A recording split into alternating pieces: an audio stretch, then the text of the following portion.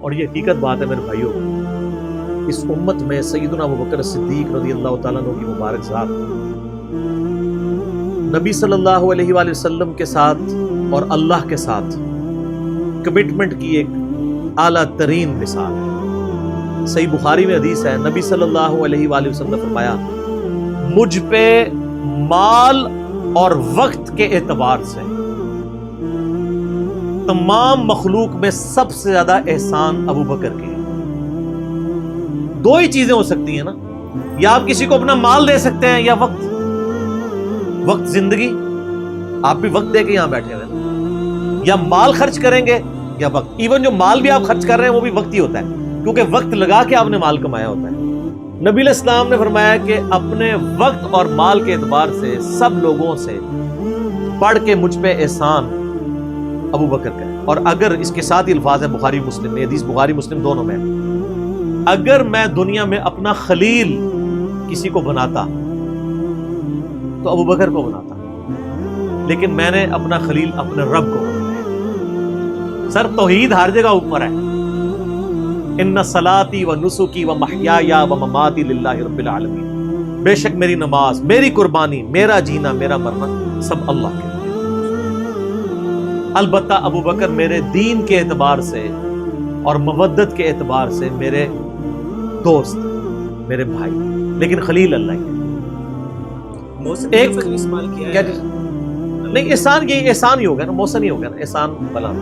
ایک روایت ترمذی میں ہے، وہ ضعیف ہے، میں ساتھ بیان کر دوں۔ اس میں الفاظ ہے کہ میں نے دنیا میں ہر شخص کے احسان کا بدلہ اتار دیا سوائے ابوبکر کے۔ یہ روایت اصول محدثین پہ کمزور ہے، لیکن جو میں نے روایت بیان کی ہے نا وہ صحیح بخاری کی ہے، وہ اس میں آلموسٹ فٹ ہی نہیں بیٹھتی۔ تو سیدنا ابوبکر صدیق رضی اللہ تعالیٰ نے کوئی موقع نہیں جانے دیا نبی علیہ السلام کے ساتھ اپنی کمٹمنٹ میں کہیں پہ بھی کمزوری نہیں دکھائی پوری زندگی۔ آپ کو پتہ ہے صحیح بخاری میں موجود ہے، عروہ ابن زبیر حضرت ابوبکر کا نواسہ کہتا ہے کہ میں نے عبداللہ بن عمر بن عاص سے پوچھا کہ نبی علیہ السلام پہ جو کافروں نے مصیبتیں ڈھائی تھیں ان میں سے کوئی مشکل وقت ہمیں بتائیں۔ احد کا وقت تو سب کو پتہ ہے، تو انہوں نے کہا مجھے وہ وقت یاد ہے کہ مکے کا دور تھا، تو عقبہ ابن ابی معیط جس نے ایک دفعہ نبی علیہ السلام کے، صحیح بخاری مسلم میں آتا ہے کہ کندھے پہ اوجڑی لا کے اونٹ کی رکھ دی تھی، پھر سیدہ فاطمہ آئی انہوں نے ہٹائی، اس نے نبی علیہ السلام کے گردن میں ایک دفعہ چادر ڈالی، صحیح بخاری میں آتا ہے، اور اتنی زور سے کھینچی، گلا دبایا، قریب تھا کہ آپ کی مبارک آنکھیں باہر نکلا۔ اتنے میں سیدنا ابوبکر صدیق وہاں آئے اور انہوں نے اس کو مار کے ہٹایا، اور قرآن کی وہ آیت پڑھی، کیا تم ایک شخص کو صرف اس لیے مار دینا چاہتے ہو کہ وہ کہتا ہے کہ میرا رب اللہ ہے؟ واپس چلے جاؤ، ہمیں آپ سے کوئی جھگڑا نہیں کرنا۔ کیا تم اس کو نقصان پہنچاؤ گے جو یہ کہتا ہے کہ میرا رب ایک ہے؟ اور جب ہاشم قبیلے والے یہ بات سنیں گے تو کیا ہوگا؟ اس کا انجام جانتے ہو، ہزاروں لوگ مارے جائیں گے۔ اور پھر اس کے بعد جو حضرت ابوبکر کی پٹائی ہوئی وہ الگ چیز ہے، لیکن وہ اس لیول کے اوپر اپنی جان نثار کرنے کے لیے تیار ہو جاتے ہیں۔ غزوہ احد کے موقع پر صحیح بخاری میں آتا ہے کہ 12 بندے صرف نبی صلی اللہ علیہ وسلم کے ساتھ رہ گئے تھے 700 میں سے، اور ان 12 میں حضرت ابوبکر بھی شامل تھے، حضرت علی بھی تھے، حضرت عمر بھی تھے۔ اس وقت بھی کمٹمنٹ آپ دیکھ لیں، پیچھے نہیں بالکل ہٹے۔ ہر موقع پہ جہاں پہ قربانی کا موقع آیا پوری کمٹمنٹ کے ساتھ نبی صلی اللہ علیہ وآلہ وسلم کا ساتھ۔ حضرت عمر بن عاص کہتے ہیں بخاری اور مسلم دونوں میں، نبی علیہ السلام نے مجھے ایک لشکر روانہ کیا تو اس لشکر کا امیر بنایا، تو مجھے یہ زوم ہوا کہ میں حضور کا بڑا لاڈلا ہوں، تو میں نے کہا یا رسول اللہ صلی اللہ علیہ وسلم آپ کو لوگوں میں سب سے بڑھ کے محبوب کون ہے؟ تو فرمایا عائشہ سلام اللہ علیہ۔ تو میں نے کہا نہیں یا رسول اللہ میں مردوں میں پوچھ رہا ہوں، تو کہا اس کا باپ ابوبکر۔ پوچھا اس کے بعد، کہا عمر، اور پھر کہتے ہیں میں حضور سے پوچھتا گیا، آپ نام لیتے کہ میرا نام کوئی نہیں لیا، پھر میں خاموش ہو گیا کہیں میں ان بندوں میں شامل ہی نہ ہوں۔ صحیح بخاری میں آتا ہے عبداللہ بن عمر رضی اللہ تعالیٰ عنہ کہتے ہیں کہ ہم نبی علیہ السلام کی موجودگی میں یہ کہا کرتے تھے کہ رسول اللہ صلی اللہ علیہ وآلہ وسلم کے بعد سب سے افضل ابوبکر ہیں، اور پھر عمر ہے، اور پھر عثمان ہے، اور اس کے بعد ہم صحابہ میں تفریق نہیں کیا کرتے تھے کہ کون کس سے اوپر ہے، ان تینوں کے اوپر۔ لیکن یہاں پہ میں ایک ٹیکنیکل مسئلہ آپ کو بتا دوں کہ جب کبھی بھی صحابہ میں فضیلت کی بات ہو رہی ہوتی ہے نا تو وہ ایکسکلوڈنگ اہل بیت ہوتا ہے، کیونکہ صحابہ کرام بھی اہل بیت کو ایک الگ سے آئیڈینٹی تصور کرتے تھے، اور محدثین بھی، ورنہ تو ظاہر ہے کہ صحیح بخاری میں ہے، مسلم میں بھی، کہ فاطمہ میرے جگر کا ٹکڑا ہے، جس نے فاطمہ کو تکلیف دی اس نے مجھے تکلیف دی۔ سیدنا ابو بکر بھی کبھی یہ جرت نہیں کریں گے کہ کہیں کہ میں رسول اللہ کو فاطمہ سے بڑھ کے محبوب ہوں، کبھی بھی نہیں یہ جرت کریں گے۔ اس کے الٹ آپ کو حدیثیں بخاری مسلم میں مل جائیں گی، وہ ٹاپک الگ ہے۔ میں آپ کو ایک شرعی مسئلہ سمجھا رہا ہوں، محدثین کے ہاں، صحابہ کے ہاں جب کبھی بھی صحابہ کی فضیلت کی بات ہو رہی ہوتی ہے تو وہ ادر دین اہل بیت ہوتا ہے، یعنی اگر یہ فضیلت کی بات ہو رہی ہے تو اس میں حضرت فاطمہ، حسن و حسین، حضرت علی شامل نہیں ہے، وہ ہاں وہ الگ سے ہے، وہ کیٹیگری الگ ہے، وہ اہل بیت کی کیٹیگری میں فال کرتی ہے۔ اور یہ اہل بیت کی کیٹیگری اتنی سٹرونگ ہے، آپ حدیث کی کتابوں میں دیکھیں گے کہ صحابہ کرام کے فضائل پہ چیپٹر الگ ہے، اہل بیت پہ الگ ہے، اور امہات المومنین پہ الگ ہے۔ ایون امہات المومنین کو بھی اہل بیت سے الگ سے ذکر کیا جاتا ہے۔ اہل بیت کی ٹرم جو محدثین کے ہاں مانی جاتی ہے، اگرچہ امہات المومنین بھی اہل بیت ہیں، لیکن وہ اسپیسیفکلی سیدنا علی، حسن حسین اور سیدہ فاطمہ کے لیے۔ تو یہ میں آپ کو کیٹیگری بتا دوں۔ تو بہرحال یہ خود مولا علی علیہ السلام کے بارے میں صحیح بخاری میں آتا ہے، محمد ابن حنفیہ نامی ایک عورت سے حضرت علی کا بیٹا تھا، اس کا نام تھا محمد۔ حضرت فاطمہ کی زندگی میں تو حضرت علی نے دوسری شادی نہیں کی، وہ صحیح بخاری مسلم میں آتا ہے، نبی اسلام نے ان کو منع کیا تھا، یہ ان کی خصوصیت تھی۔ بعد میں انہوں نے کچھ شادیاں کی، اس سے بھی اولاد ہوئی، جس میں حضرت سیدہ حنفیہ نامی ایک عورت تھی، ان سے ایک بیٹا تھا محمد ابن حنفیہ۔ صحیح بخاری میں آتا ہے حضرت ابوبکر کے فضائل کے چیپٹر میں کہ محمد ابن حنفیہ کہتا ہے کہ میں نے اپنے والد علی ابن ابی طالب سے پوچھا، ابا جان بتائیں رسول اللہ کے بعد اس امت میں سب سے افضل کون ہے؟ تو انہوں نے کہا ابو بکر۔ تو میں نے پوچھا اس کے بعد؟ فرمایا عمر۔ اور ان کا میں تیسری دفعہ میں نے سوچا کہ میں اگر پوچھا تو یہ عثمان کا نام لیں گے، تو میں نے کہا اس کے بعد تو آپ کا ہی نمبر ہوگا، لیکن وہ تو علی تھے نا۔ تو انہوں نے کہا کہ میں تو عام مسلمانوں میں سے، وَمَنْ أَحْسَنُ قَوْلًا مِّمَّنْ دَعَا إِلَى اللَّهِ وَعَمِلَ صَالِحًا وَقَالَ إِنَّنِي مِنَ الْمُسْلِمِينَ۔ اس سے بڑھ کر کس کی بات ہو سکتی ہے جو لوگوں کو اللہ کی طرف بلائے، خود بھی نیک اعمال کرے، اور پھر بھی کہ میں عام مسلمانوں سے مسلمان ہوں، میں بھی مسلمان ہی ہوں، بہت بڑا پیر فقیر یا کوئی اپنے آپ کو ایکسٹراڈنری نہ ماننا شروع کر۔ اس حدیث میں بھی سیدنا ابو بکر صدیق رضی اللہ تعالیٰ عنہ کی فضیلت کو خود مولا علی نے بیان کیا۔ پھر بخاری مسلم میں وہ جو حدیث ہے سقیفہ بنی ساعدہ والی، جو اختلاف ہوا تھا، اس میں آپ کو پتا ہے سیدنا علی نے بیعت نہیں کی تھی حضرت ابوبکر کی 6 مہینے تک، بخاری مسلم دونوں میں آتا ہے۔ پھر سیدہ فاطمہ بیمار ہو گئی، ان کی تیمارداری کرتے رہے، پھر سیدہ فاطمہ فوت ہو گئی، بخاری مسلم کے الفاظ ہیں۔ حضرت علی نے حضرت فاطمہ کی وفات کے بعد دیکھا کہ لوگوں کا رجحان ان سے کم ہونا شروع ہو گیا۔ جب تک حضرت فاطمہ زندہ تھی تو ظاہر ہے نبی اسلام کا ایک وہ معاملہ تھا، تو پھر انہوں نے حضرت ابوبکر کو پیغام بھیجا کہ آپ میرے گھر آئیں اور اپنے ساتھ کسی کو نہیں لے کے آنا۔ اس حدیث کو روایت سیدہ عائشہ کر رہی ہے، اور حدیث بخاری میں بھی ہے، مسلم میں بھی۔ اور اما عائشہ کہتی ہیں کہ سیدنا علی کی یہ خواہش تھی کہ حضرت عمر نہ جائیں، کیونکہ ان کے مزاج میں ذرا تیزی تھی۔ تو حضرت ابوبکر حضرت علی کے گھر جانے لگے تو حضرت عمر نے روک لیا، ان کا آپ کو میں اکیلے نہیں جانے دوں گا۔ ہائے ہائے، ابو بکر تو پھر ابو بکر ہے نا۔ انہوں نے کہا اللہ کی قسم نبی کے گھر والوں سے ہمیں کوئی شر کی امید نہیں ہے۔ ان کو تھا کہیں بلا کے ایجنسیوں کے ہاتھوں گرفتاری نہ کروا دے، آج کے دور میں بات کروں تو حضرت بکر اکیلے گئے۔ سیدنا علی نے حضرت بکر سے کہا کہ اللہ نے جو آپ کو ہم پہ فضیلت دی ہے اس امر خلافت میں، ہمیں آپ سے کوئی حسد نہیں، لیکن نبی علیہ السلام کی قربت کے ناطے اور آپ کے اہل بیت ہونے کے ناطے ہم یہ سمجھتے ہیں کہ ہمیں اس مشورے میں شامل کرنا چاہیے تھا۔ تو سیدنا ابوبکر نے رونا شروع کر دیا۔ رونے کا مطلب یہ تھا کہ انہوں نے اس چیز کو ایکسیپٹ کیا کہ یہ ٹیکنیکلی مسئلہ مس ہینڈل ہوا ہے، لیکن وہ کیوں ہوا وہ میں نے پورا 3 گھنٹے کا لیکچر ریکارڈ کروایا، مسئلہ 55B، وصی رسول کون ہے اور حدیث قرطاس کا تحقیقی جائزہ۔ جب رونا شروع کیا تو سیدنا علی نے کہا کہ بس اب میں آپ کی اعلانیہ بیعت کروں گا. بارے میں کہ آپ رسول اللہ کے خلیفہ ہیں. اپنا ہاتھ آگے بڑھائیں تاکہ میں بیعت کر سکوں.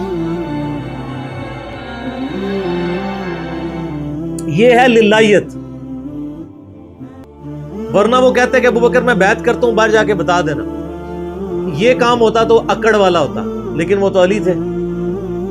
اکڑ تو دور دور تک نہیں تھی، زہد تھا، عاجزی تھی، اللہ کا تعارف تھا. کہا میں اعلانیہ بیعت کروں گا آپ کی. آج کے ہوتے تو کہتے جی باہر جا کے آپ بتا دیں، میں ایک ٹویٹ کر دوں گا پیچھے سے کہ بس ہو گئی ہے ہمارا آپس میں. ظہر کے وقت بخاری مسلم کے الفاظ ہیں، سیدنا ابوبکر نماز کے بعد ممبر پہ چڑھے اور حضرت علی کے فضائل بیان کیے، اور پھر بیان کیا کہ ان کے بیعت نہ کرنے کی وجہ کیا تھی، اور پھر ممبر سے نیچے اتر آئے. پھر حضرت علی ممبر پہ چڑھے اور حضرت ابوبکر کے فضائل بیان کیے اور اپنے بیعت نہ کرنے کی وجوہات بتائیں، اور پھر اعلانیہ بیعت کی، اور حضرت علی ممبر سے اترے تو تمام مسلمان پھر حضرت علی سے خوش ہو گئے کہ انہوں نے اس مسئلے میں قربانی والا معاملہ کیا. تو یہ بھی ایک موقع تھا. اس میں الفاظ ہیں کہ حضرت ابوبکر کہتے ہیں اللہ کی قسم حضرت علی سے روتے ہوئے کہ مجھے نبی کے گھر والے اپنے گھر والوں سے بڑھ کے عزیز ہیں. اور آپ کو مزے کی بات بتاؤں، صحیح بخاری میں ایک کرٹیکل حدیث ہے حسن و حسین کے چیپٹر کے اندر، امام بخاری نے ڈالی ہے. وہ امہات المومنین کے چیپٹر میں نہیں ہے، حسن و حسین والے چیپٹر میں، کہ حضرت ابوبکر کہتے ہیں کہ رسول اللہ کے قرب کو ان کے اہل بیت کے قرب میں تلاش کرو. کون کہہ رہے ہیں؟ حضرت ابوبکر. اور اہل بیت سے مراد کون؟ سیدنا حسن و حسین. کیونکہ امام بخاری نے اس حدیث کو، حضرت ابوبکر کے قول کو، حضرت حسن و حسین والے چیپٹر میں لیا کہ محمد صلی اللہ علیہ وآلہ وسلم کی قربت کو ان کے اہل بیت کی قربت میں تلاش کرو. تو سیدنا ابوبکر صدیق رضی اللہ تعالیٰ عنہ کو نبی علیہ السلام سے نسبت رکھنے والی ہر چیز بڑی بڑھ کر محبوب تھی، چاہے وہ آپ کے اہل بیت ہوں یا آپ صلی اللہ علیہ وآلہ وسلم کی قریبی کو رشتہ دار ہوں، ہر معاملے میں. اس لیے آپ دیکھیں نا، کمپرومائز آپ کو کہیں نظر نہیں آتا. سر بخاری میں آتا ہے کہ صلح حدیبیہ کے موقع پر حضرت عمر سے بھی تھوڑی سی مس ہینڈلنگ ہو گئی تھی. یا رسول اللہ ہم کیا حق پہ نہیں ہیں، پھر دب کے کیوں صلح کر رہے ہیں؟ حضور نے فرمایا کہ میں اللہ کا پیغمبر ہوں. پھر بھی تسلی نہیں ہوئی، حضرت ابوبکر کے پاس آئے، پھر حضرت ابوبکر نے ڈانٹا. یا عمر، وہ اللہ کے رسول ہیں، وہ وہی کرتے ہیں جو اللہ حکم دیتا ہے، تو وہ جو کچھ کہیں اسے بلا شک مان لو. کہ عمر وہ اللہ کے پیغمبر ہے. اور حضرت عمر کہتے ہیں مجھے پوری زندگی اس چیز کا غم رہے گا کہ میں نے بڑی جرأت دکھائی. الٹیمیٹلی ثابت ہوا کہ صلح حدیبیہ والا جو معاملہ تھا وہ مسلمانوں کے حق میں شامل ہوا. لیکن حضرت ابوبکر کا آپ ایمان کا لیول دیکھیں کہ وہ سرکمسٹانسز پہ نہیں جاتے تھے. وہ کہتے تھے اللہ کے پیغمبر نے فیصلہ کیا، الٹیمیٹلی اسی میں خیر ہوگی. ان کا ایمان اس لیول کا تھا کہ وہ عقلی دلائل کو بعد میں رکھتے تھے. اور وہاں پہ بھی آپ کو نظر آیا، اور انہوں نے حضرت عمر کو کہا کہ عمر وہ اللہ کے پیغمبر ہیں، جو فیصلہ کر رہے ہیں وہ ٹھیک ہے. اسی لیے ہر مسئلے میں آپ کو احتیاط کا پہلو نظر آتا ہے. پھر بخاری میں آتا ہے جب مرتدین زکوٰۃ تھے، حضرت عمر جیسے لوگ بھی کہہ رہے تھے اتنے مازوں پہ آپ جنگ نہ کھولیں، پہلے کچھ قبائل مرتد ہو گئے ہیں، رومن امپائر چڑھی دوڑی ہے، پرشین امپائر کے ساتھ ہم نے سارے معاملات شروع کیے ہوئے ہیں، اتنے مازوں پہ ہم کیسے لڑیں گے؟ تو سیدنا ابوبکر نے کیا کہا تھا؟ اللہ کی قسم کو رسول اللہ کے زمانے میں جانور دیتا تھا اور اس کے ساتھ ایک رسی بھی دیتا تھا، اور اب نہیں دے گا نا، میں اس کے خلاف بھی قتال کروں گا، اکیلا مجھے کرنا پڑے. جس طرح نماز اللہ کا حق ہے، اسی طریقے سے زکوٰۃ بھی اللہ کا حق ہے. جو نماز اور زکوٰۃ میں فرق کرے گا میں اس کے خلاف قتال کروں گا. وہ ریٹ آف دی گورنمنٹ کو چیلنج کر رہا ہے. زکوٰۃ مال میں سے حق ہے، اور واللہ جس نے بھی نماز اور زکوٰۃ میں فرق کیا تو میں اس سے قتال کروں گا. اور جو حصہ وہ رسول اللہ کو دیا کرتے تھے اگر اس میں کمی آئی میں پھر بھی ان سے قتال کروں گا. اور اگر انہوں نے معاشرے سے غداری کر. حضرت عمر کے الفاظ ہیں بخاری میں کہ اللہ تعالیٰ نے ابوبکر کا سینہ کھول دیا تھا اس مسئلے میں، اور ابوبکر کی باتیں سن کے ہمارا سینہ بھی کھل گیا. حالانکہ پورے صحابہ ایک طرف کھڑے تھے، ابوبکر ایک طرف کھڑے ہوئے تھے. ان کی جو نبی علیہ السلام سے کمٹمنٹ تھی نا، وہ ان کو ہٹنے نہیں دیتی تھی. صحیح بخاری میں آتا ہے، آپ کو پتہ ہے لشکر اسامہ کے اوپر بڑے بڑے صحابہ نے اعتراض کیا کہ یہ اسامہ تو کل کا بچہ ہے، 15-16 سال کا، اتنے سینئر صحابہ اس کے انڈر لگا دیے ہیں. نبی علیہ السلام نے وفات کی وصیت کی تھی کہ لشکر اسامہ بھیجنا ہے، اور رومن امپائر، کیونکہ انہی کے باپ شہید ہوئے تھے نا، زید ابن حارثہ غزوہ موتا کے اندر. اب جب وفات نبی علیہ السلام کی وفات ہوئی تو پھر لوگوں کو آ کے لوگ مشورے دے رہے ہیں حضرت ابوبکر کو کہ اب تو آپ نے ڈیسیژن کرنا ہے تو اسامہ کو چینج کر دیں. ہائے ہائے. انہوں نے کہا میں اسامہ کو, جس کو نبی علیہ السلام نے امیر مقرر کیا, میں اس کو چینج کروں؟ یہ ہو بھی نہیں سکتا. یہ ان کی کمٹمنٹ کا لیول تھا. تراویح کی جماعت نہیں شروع کرائی, سر کمٹمنٹ کا لیول دیکھیں. نبی علیہ السلام نے نہیں کرائی, میں نے بھی نہیں کرانی. حضرت عمر نے بھی 3 سال نہیں کی, بعد میں کروائی, لیکن اس میں ساتھ ہی انہوں نے, صحیح بخاری میں موجود ہے کہ اس سے افضل یہ ہے کہ جو رات کے آخری پہر میں اٹھ کے کوئی گھر میں نماز پڑھ لے. یہ صرف جواز کی حد تک تھا. لیکن حضرت ابوبکر کی اطاعت کا لیول آپ دیکھیں, انہوں نے تراویح کی جماعت بھی نہیں شروع کروائی کہ نبی علیہ السلام نے نہیں کروائی, میں کیوں کرواؤں. بخاری میں الفاظ ہیں, اما عائشہ کہتی ہیں نبی علیہ السلام نے جب وہ ڈانٹ دیا تھا نا اور کہا تھا گھروں میں نماز پڑھو, تو معاملہ اسی طرح ہی رہا. پھر حضرت ابوبکر نے بھی پوری زندگی کسی کو تراویح پہ نہیں ابھارا, سب لوگ اپنی اپنی پڑھتے تھے. حضرت عمر کے بھی 3 سال گزرے. میں آپ کو یہ بتانا چاہ رہا ہوں کہ حضرت ابوبکر کسی معاملے میں رسول اللہ صلی اللہ علیہ وسلم کو کراس نہیں کرتے تھے. میری اپنی زندگی کا نچوڑ ہے, آپ اختلاف بھی کر سکتے ہیں. میں نے علمی دلائل کے ساتھ یہ چیز لرن کی ہے کہ خلفائے راشدین میں 2 بندے ایسے ہیں جنہوں نے کسی جگہ ایک رتی برابر بھی رسول اللہ صلی اللہ علیہ وسلم سے ہٹنے کی کوشش نہیں کی ہے. ایک حضرت ابوبکر اور دوسرے حضرت علی. حضرت عمر اور عثمان کی زندگی میں آپ کو کئی واقعات ایسے ملیں گے کہ انہوں نے اجتہاداً کچھ ایسے کام کیے ہیں جو بعد میں ان کو ریورس کرنے پڑے ہیں. انہوں نے اپنے اجتہاد سے کیے, ان کا معاملہ اللہ کے سپرد. لیکن حضرت ابوبکر اور حضرت علی جو تھے, یہ 2 پرسنالٹیز ایسی تھیں کہ ان میں جو سنت کو فالو کرنے کی کمٹمنٹ تھی نا, وہ ایسی تھی کہ وہ اپنی عقل کو دوسرے نمبر پہ رکھتے تھے. ابو داؤد میں حدیث نہیں, حضرت علی کہتے ہیں اگر عقل پہ ہی جانا ہوتا نا تو میں پاؤں کے نیچے کا مسا رکھتا موزوں پہ, کیونکہ وہ گندا تو وہ ہوتا ہے ایسا, لیکن سنت کہتی ہے اوپر, کہتا اوپر پہ. حجت متو ایون صحیح بخاری میں آتا ہے جب قرآن جمع کرنے کی باری آئی تو کس نے مخالفت کی؟ حضرت ابوبکر نے. میں وہ کام کیوں کروں جو رسول اللہ نے نہیں کیا. پھر صحابہ سے ڈیبیٹ ہوئی, الٹیمیٹلی حضرت ابوبکر صدیق قائل ہوئے. ان کا پہلا جواب ہمیشہ ہوتا تھا نا, نبی نے نہیں کیا, نہیں کرنا. اب میرے ساتھ بحث کرو, قائل ہوں گا اور دیکھوں گا کیا رسول اللہ کی منشا اس میں شامل تھی تو میں ایگری کروں گا, ادروائز نہیں. اسی وجہ سے حجت تمتع پہ بھی پابندی نہیں لگائی. حضرت عمر نے لگائی, بعد میں ریورس کرنی پڑی. حضرت عثمان نے بھی لگائی, پھر ریورس کرنی پڑی, صحیح بخاری میں آتا ہے. حضرت علی نے مخالفت کی. لیکن حضرت بکر کی زندگی میں آپ کو سنت کے ساتھ کمٹمنٹ کا یہ لیول ملے گا, کبھی ان کو کوئی ڈیسیژن ریورس نہیں کرنا پڑا. ان کی نبی علیہ السلام کے ساتھ جو عقیدت تھی نا, اور ہر معاملے میں, حتیٰ کہ صحیح بخاری اور مسلم میں آتا ہے. اور نبی علیہ السلام کا کیا ریگارڈ ہے, بخاری مسلم دونوں میں آتا ہے کہ نبی صلی اللہ علیہ وآلہ وسلم نے, یعنی بیماری کے دن تھے آپ کے, آپ نے فرمایا کہ ابو بکر کو میری جگہ نماز پڑھائے. تو حضرت عائشہ کہتی ہیں کہ میں نے کہا یا رسول اللہ صلی اللہ علیہ وسلم, میرے باپ جو ہیں رقیق القلب ہیں, آپ کی جگہ مصلی پہ کھڑے ہوں گے نا تو وہ برداشت نہیں کر سکیں گے کہ یہ دن بھی دیکھنا پڑا کہ اللہ کے نبی مصلی پہ نہیں آئے اور میں ان کی جگہ کھڑا ہوں, تو نماز نہیں پڑھا پائیں گے. تو آپ فرمایا لا, ابو بکر کو کہو کہ نماز پڑھائیں. پھر انہوں نے ریکویسٹ کی, نبی علیہ السلام اتنے غصے میں آئے. بخاری اور مسلم کے الفاظ ہیں, آپ نے فرمایا تم تو یوسف والیاں ہو. اوئے ہوئے ہوئے, یوسف کو کس نے تنگ کیا تھا؟ زلیخا اور باقی عورتوں نے. کتنی نٹوریس مثال تھی اگر آپ کمپیئر کرنا شروع کریں, بالکل 100% بٹھائیں تو. حضرت یوسف کو تنگ کیا نا, اپنی طرف مائل کرنا چاہتی تھی.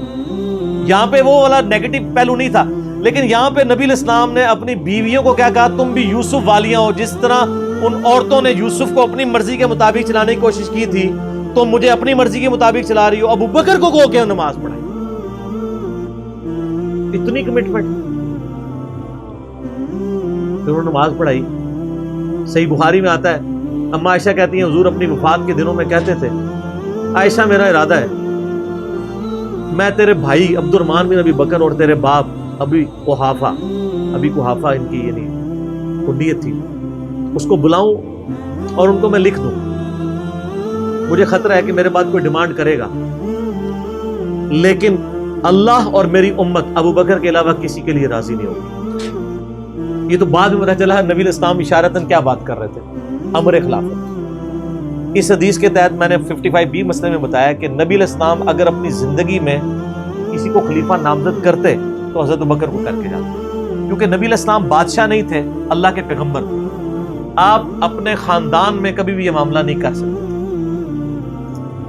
اور یہ بات صحابہ کرام کو پتہ تھی، لیکن جب اللہ نے آپ کو گارنٹی دی کہ اللہ اور میری امت ابو بکر کے علاوہ کسی پہ راضی نہیں ہوگی، تو پھر نبی الاسلام نے اس مسئلے کو ان اٹینڈڈ چھوڑ دیا۔ بخاری میں ہی آتا ہے، ایک عورت حضور کے پاس آئی اور کہا یا رسول اللہ آپ فوت ہو جائیں اور میں اس کے بعد آؤں اور آپ کو نہ پاؤں، تو فرمایا ابو بکر سے مل جائے میرے بعد۔ اشارے تو کافی آپ نے چھوڑے ہوئے تھے اس حوالے سے۔ صحیح بخاری مسلم میں حدیث ہے، نبی علیہ السلام ایک باغ میں بیٹھے تھے، ابو موسیٰ اشعری کہتے ہیں دروازے پہ دستک ہوئی، آپ فرمایا جو کوئی بھی ہے اسے جنت کی بشارت دے دو۔ کہا دروازہ کھولا سیدنا ابو بکر، میں نے کہا رسول اللہ صلی اللہ علیہ وسلم نے جنت کی بشارت دی، تو انہوں نے کہا تکبیر بلند کی اور اللہ کا شکر ادا کیا، اللہ اکبر کبیرہ والحمدللہ کثیرہ۔ نبی علیہ السلام کنویں کی منڈیر پہ بیٹھے ہوئے تھے، آپ نے ابو بکر کو اپنی دائیں جانب بٹھا لیا ٹانگیں لٹکا کے، وہ جو پرانے زمانے میں بڑے کنویں ہوتے تھے نا، چھوٹی سی دیوار باہر نکلی ہوئی ہوتی۔ پھر تھوڑی دیر بعد دستک ہوئی، آپ فرمایا اب بھی جو آتا ہے جنت کی بشارت دے دو۔ دروازہ کھولا سیدنا عمر، ان کو بشارت دی، انہوں نے بھی پھر اللہ کی حمد اور تکبیر بلند کی۔ پھر تیسری دفعہ دستک ہوئی، فرمایا اب جو کوئی ہے اسے جنت کی بشارت دو، لیکن ان مصیبتوں اور پریشانیوں کے ساتھ جو اسے آئیں گی۔ دروازہ کھولا تو سیدنا عثمان تھے، انہوں نے اللہ کی حمد بیان کی اور کہا میں اللہ کی پناہ میں آتا ہوں ان فتنوں سے اور پریشانیوں سے جسے مجھے اس کا سامنا کرنا۔ حضرت عمر کو حضور نے بائیں جانب بٹھا لیا، اب دائیں اور بائیں جگہ ختم ہو گئی تھی، تو حضرت عثمان سامنے آ کے بیٹھ گئے۔ راوی کہتے ہیں کہ میں نے اس سے یہ رزلٹ نکالا ہے کہ ابو بکر و عمر رسول اللہ کے ساتھ دفن ہوں گے اور حضرت عثمان کی قبر رسول اللہ کے سامنے بنے گی۔ سر آج بھی میں حضرت عثمان غنی کی قبر مبارک پہ کئی دفعہ حاضر ہوں، ایگزیکٹ روضہ شریف کی سیدھ میں قدموں کی جانب، اور ابو بکر عمر ساتھ ہیں۔ قبر رسول پہ میری حاضری والا لیکچر بھی ہے، میں نے باقاعدہ اس میں نقشہ بتایا ہے کہ کس طریقے سے قبریں ہیں۔ یہ بہت بڑی فضیلت ہے کہ سیدنا ابو بکر عمر نبی الاسلام کے ساتھ دفن ہوئے اس جنت کے ٹکڑے میں، جو بخاری میں حدیث ہے میرے گھر سے میرے ممبر تک جنت کے ٹکڑوں میں سے ایک ٹکڑا ہے، اور امام بخاری نے باب باندھا ہے قبر رسول سے ممبر رسول جنت کا ٹکڑا ہے۔ اسی جنت کے ٹکڑے میں سیدنا ابو بکر عمر کی قبر ہے نبی علیہ السلام کے ساتھ، اور الٹیمیٹلی سیدنا عیسیٰ ابن مریم کی قبر بھی وہاں پہ بنے گی۔ یہ قبریں اس طرح ہیں کہ نبی علیہ السلام کی قبر مبارک سب سے آگے ہے، یوں یعنی جب ہم حاضری دیتے ہیں تو قبلے کی رخ ہماری پیٹھ ہوتی ہے، تو روضہ شریف کی طرف ہمارا یعنی مبارک جالیوں کی طرف ہمارا رخ ہوتا ہے، تو سب سے آگے نبی علیہ السلام کی قبر ہے۔ نبی علیہ السلام کا جہاں پہ آپ سمجھ لیں سینے کا نچلا ناف والا حصہ بنتا ہے نا، وہاں حضرت ابو بکر کا سر ہے اور ان کی ٹانگیں اور آگے، یعنی ادبن ان کو تھوڑا پیچھے کر کے دفنایا گیا، یہاں سے بھی پیچھے اور ادھر سے بھی سیدھ میں نہیں، اور جہاں حضرت ابو بکر کی ناف آتی ہے وہاں حضرت عمر کا سر ہے، اور وہ اس کی ایسے یہاں ایک جگہ خالی ہے، وہ حضرت عیسیٰ ابن مریم کی قبر پڑنی ہے، المستدل علاقے میں بھی ہے، جامع ترمذی میں بھی اشارتاً موجود ہے۔ تو یہ قبریں ہیں، 7 دفن ہیں، اور جامع ترمذی میں حدیث ہے نبی علیہ السلام نے فرمایا اے ابو بکر تم میرے یار غار بھی ہو اور حوض کوثر پہ بھی میرے یار ہو، صحیح سند کے ساتھ۔ یار غار کا ذکر تو سورہ توبہ میں موجود ہے، ثانی اثنین، جب وہ دونوں غار میں تھے، اور جب نبی علیہ السلام قرآن کے الفاظ ابو بکر کو کہتے تھے کہ مت خوف کھاؤ ہمارا رب ہمارے ساتھ ہے۔ صحیح بخاری میں آتا ہے کہ حضرت بکر نے کہا یا رسول اللہ وسلم اگر کفار نے اپنے پاؤں کی جانب سے یوں دیکھ لیا تو ہم دونوں نظر آ جائیں گے، تو ان کا ابو بکر تمہیں غم کھانے کی ضرورت نہیں، تمہارا ان کے بارے میں کیا خیال ہے، ان دونوں کے بارے میں جن کے ساتھ تیسرا اللہ ہو، تو وہیں سے آپ دیکھ لیں۔ صحیح مسلم میں ایک حدیث ہے کہ نبی صلی اللہ علیہ وآلہ وسلم ایک دفعہ ہیرا پہاڑ کے اوپر چڑھے، آپ کے ساتھ سیدنا ابو بکر عمر عثمان اور علی اور طلحہ اور زبیر تھے۔ آپ نے فرمایا وہ جو پہاڑ تھا ہیرا پہاڑ وہ بھی وجد میں آ گیا ہوگا، ہلنا شروع کر دیا۔ آپ نے فرمایا تھم جا، تجھ پہ اس وقت نبی صدیق اور شہداء کے سوا کوئی نہیں ہے، یعنی نبی کون؟ خود نبی صلی اللہ علیہ وآلہ وسلم، صدیق کون؟ سیدنا ابو بکر صدیق، اور باقی سارے شہداء، حضرت عثمان، حضرت علی، طلحہ اور زبیر، سارے شہید ہوئے۔ اچھا یہ صدیق کا لقب بھی ثابت ہے، بخاری مسلم میں آپ کو ویسے تو سیدنا ابو بکر کے نام کے ساتھ صدیق ملے گا، یہ لقب پڑا کہاں سے تھا؟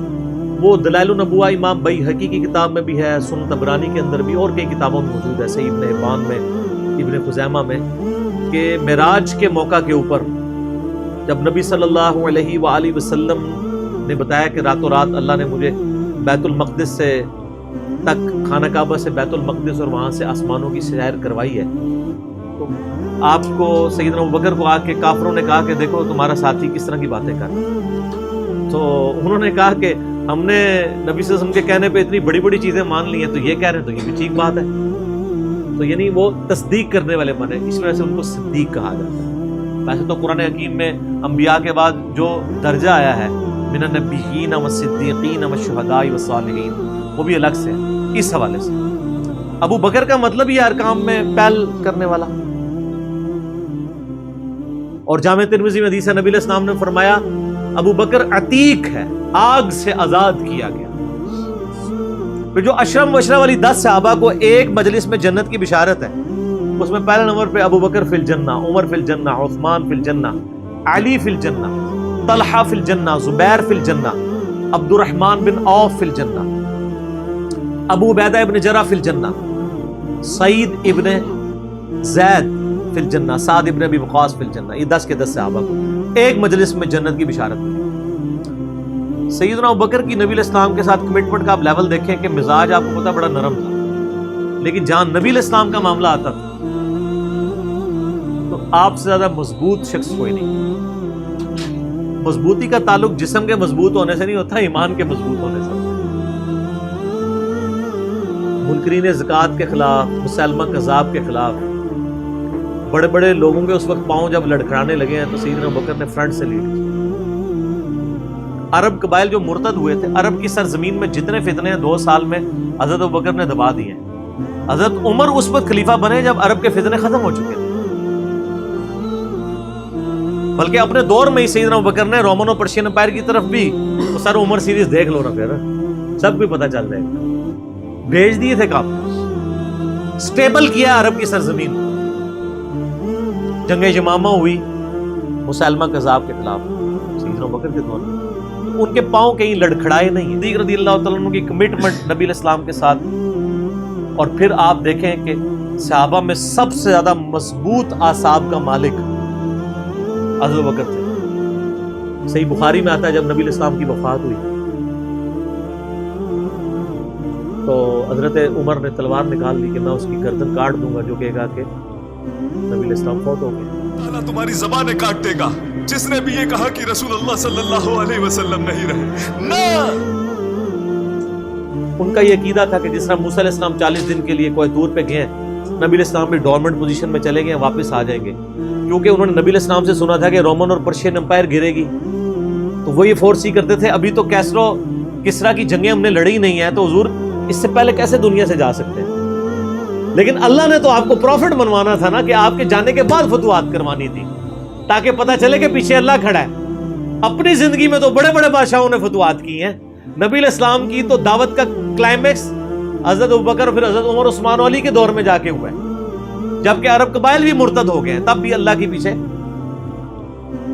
سپورٹ تھی۔ والذی ارسل رسولہ بالہدی ودین الحق لیظہرہ علی الدین کلہ ولو کرہ المشرکون، اللہ نے اس کو دین کو غالب کرنا تھا۔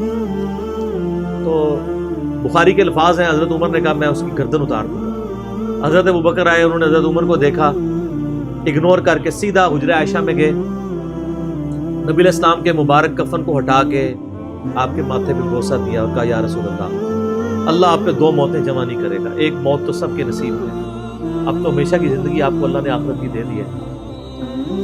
اور پھر باہر نکلے، حضرت عمر کو کہا کہ عمر بیٹھ جاؤ، حضرت عمر نے بات نہیں سنی، تو حضرت بکر ممبر کی طرف چڑھے، ممبر پہ چڑھے اور لوگوں سے کہا کہ عمر کو اس کے حال پہ چھوڑ دو۔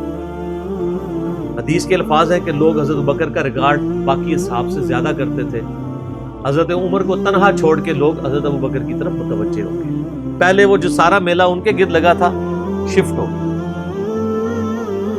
تو انہوں نے حمد و صلات کے بعد انہوں نے کہا اما بعد فمن كان يعبد محمدا فإن محمد قد مات۔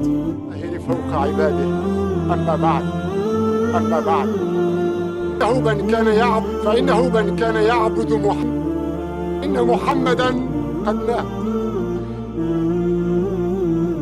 سر کلیجے پہ کتنا بڑا پتھر رکھا ہوگا حضرت ابو بکر بھائی جملہ بولتے ہوئے کہ جو محمد کی عبادت کرتا تھا وہ جان لے کے محمد کو موت ہوگی.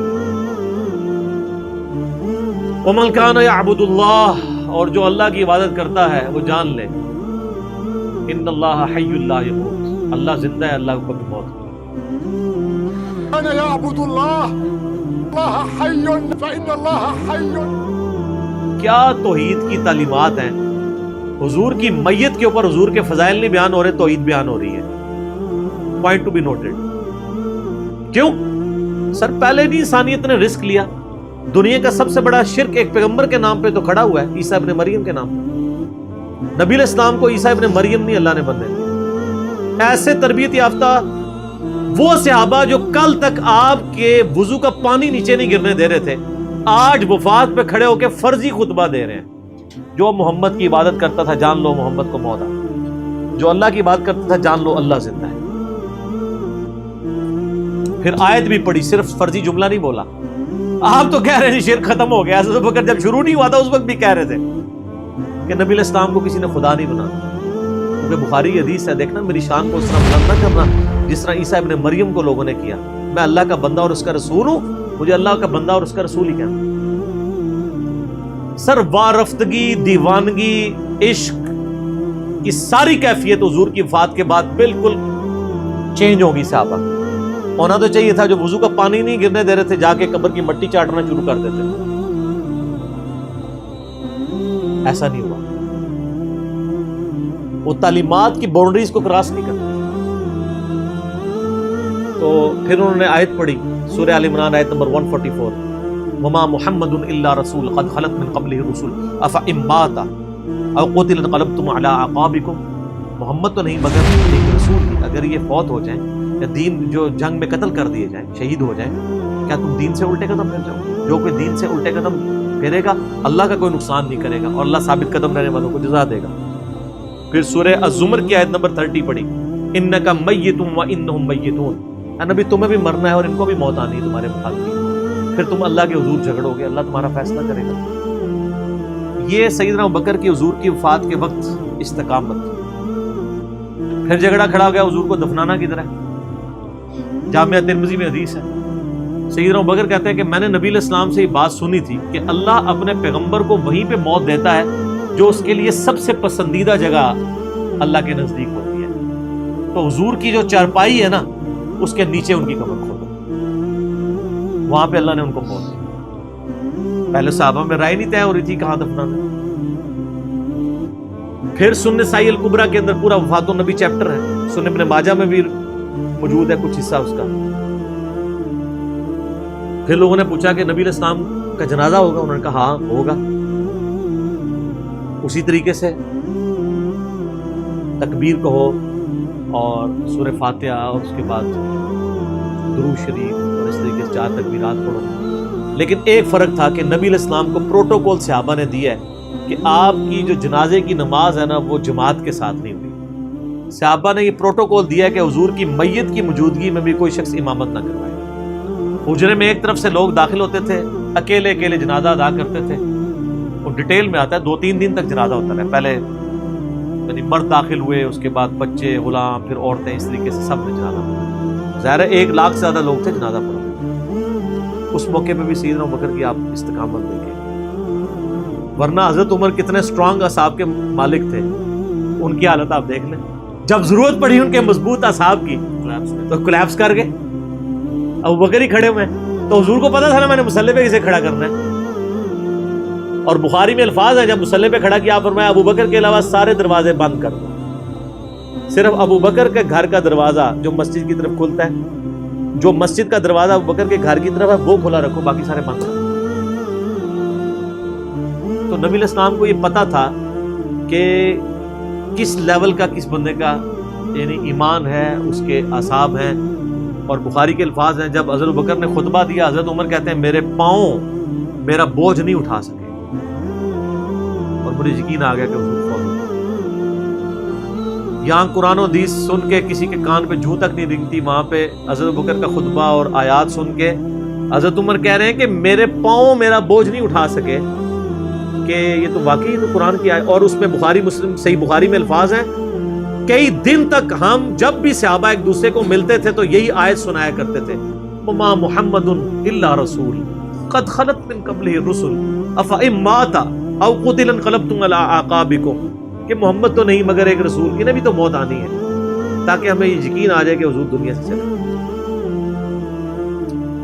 تو یہ صحابہ کرام علیہم رضوان کی نبی علیہ السلام کی عقیدت تھی، اور سیدنا ابوبکر آپ کو بالکل سب اول میں نظر آئیں گے، ٹاپ آف دا لسٹ، معاملات کو ہینڈل کرنے میں، چیزوں کو بالکل من و سنت کے مطابق ڈھالنے میں، اور ہر معاملے میں رجوع لانے کے اوپر، اور اہل بیت کے ساتھ کمٹمنٹ کے اوپر، ہر مسئلے میں آپ کو حضرت ابوبکر صدیق کی قربانیاں ٹاپ آف دا لسٹ نظر آئیں۔